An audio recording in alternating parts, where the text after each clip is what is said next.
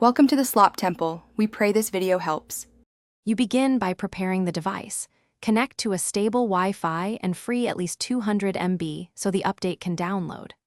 Once done, make sure you are signed into the Google account associated with the Play Store. This avoids permission errors. Now open the Play Store app and tap your profile icon.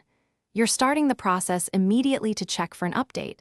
This step saves time and prevents mid-update failures because updates often require account validation and sufficient free space.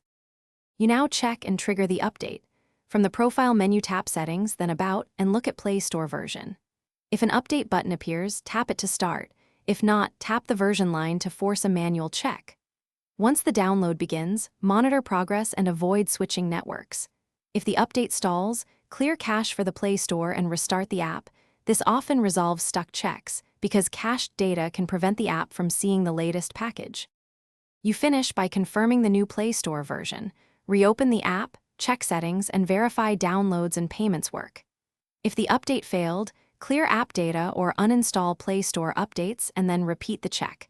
This reverts to a stable baseline and allows the update to reapply cleanly. As one troubleshooting tip, if problems persist, update Google Play Services and reboot the device, because Play Services often controls update delivery, and a restart can clear temporary conflicts.